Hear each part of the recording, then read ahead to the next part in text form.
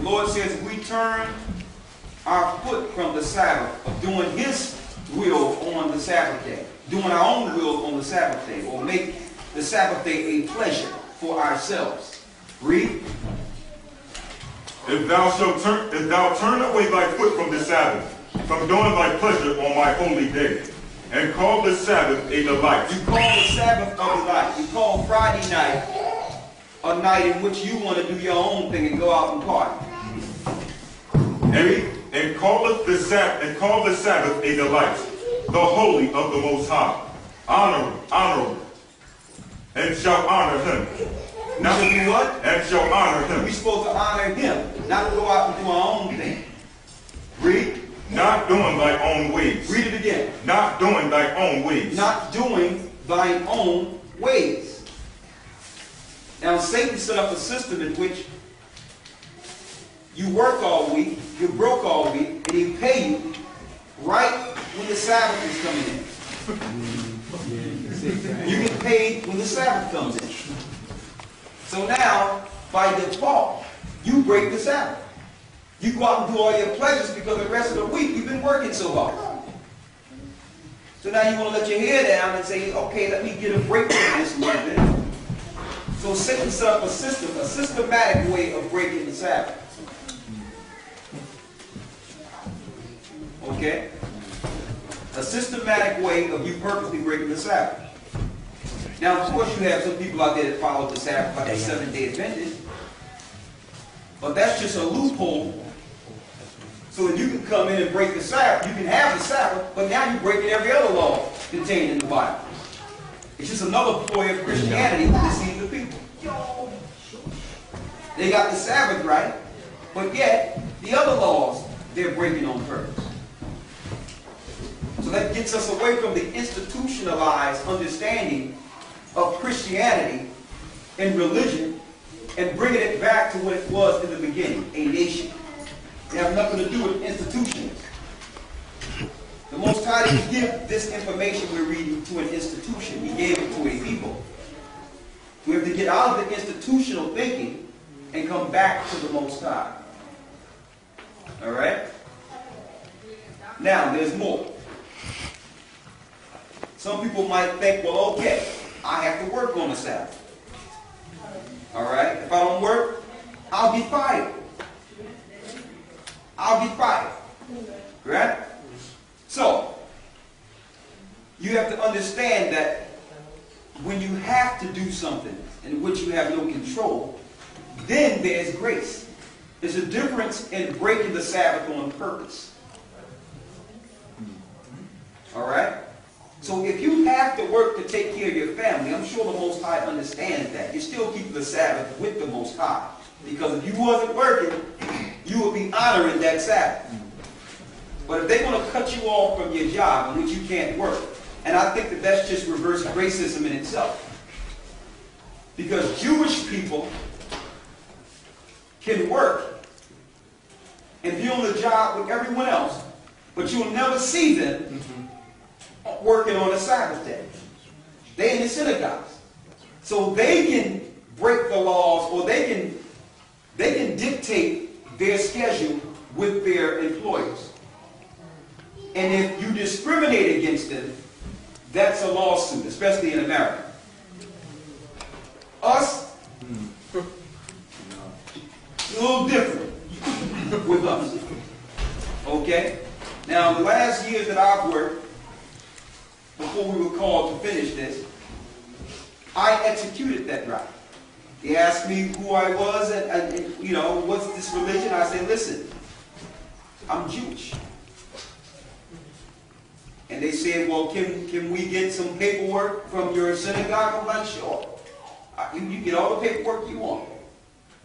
And I went home and I got the paperwork together and printed it out and got Elder Zion to sign it, and I took it back to the job and said, listen, I can't work on the Sabbath anymore. I'm dishonoring my God. And you know what? They honored it. See, we don't execute our rights because we think we have no rights. Now, if you're going to fire me, then the guy I'm sitting across from that's absent every Saturday, Weisberg,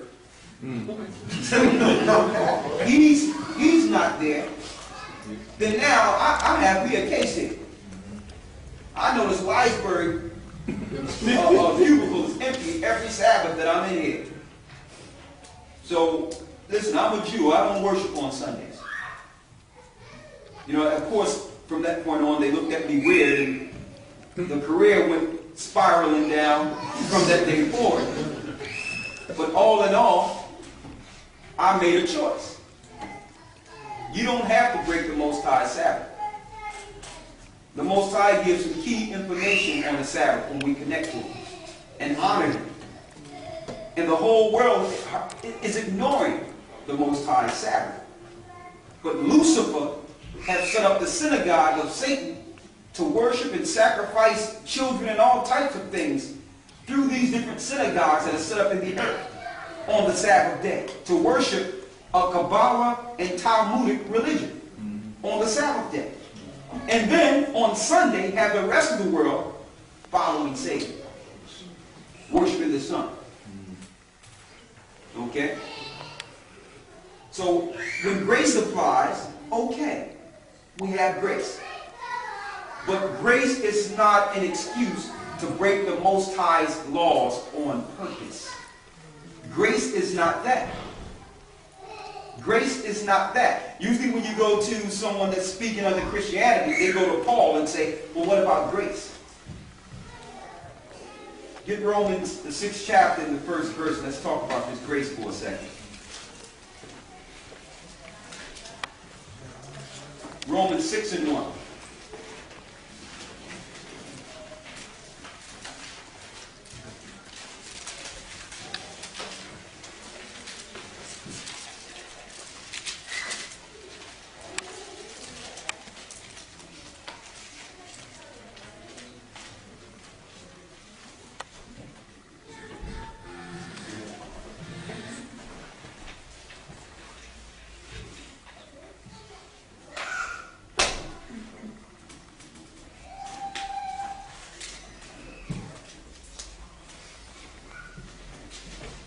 All right.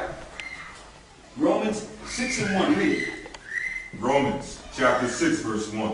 Go ahead. What shall we say then? Shall we continue in sin that grace may abound? Shall we continue in sin that grace may abound? Which means, shall we continue sinning on purpose just because Christ died and we're under grace? That's what Paul is saying here. Read. God forbid. God forbid means no. Read. How shall we that are dead to sin live any longer therein? If you're dead to sin, you recognize sin, and you put down your sin, how can you continue to live in it? And I'm going to give a small example. If the Most High says you cannot eat swine because it's an abomination and you can't even touch its carcass, which is in Leviticus the 11th chapter, you can't today whip you up some barbecue pork and say I'm under grace. That doesn't make any sense. The Lord didn't give us grace to sin on purpose. Grace is when you can no longer follow the law based on circumstances. Like for instance, someone may whip up, I'm just using this as an example. Somebody might put pork in your food and you didn't know it. But you ate it, it was good, you prayed over it, okay. And you found out later that there was pork in your food. Okay, I'm going to watch, I'm going to check the ingredients from now on, but I'm under grace. I didn't do that on purpose. I didn't purposely whip up a sin thinking that I'm covered by the Most High. Grace comes in when you cannot follow a law. That's grace. Another example. I don't know how it works here, but in the United States, if you don't pay a bill on time, you have a grace period. Right? That grace period is not telling you that you're excused from your bill. That grace period is giving you time to do some work, get some money to pay the bill.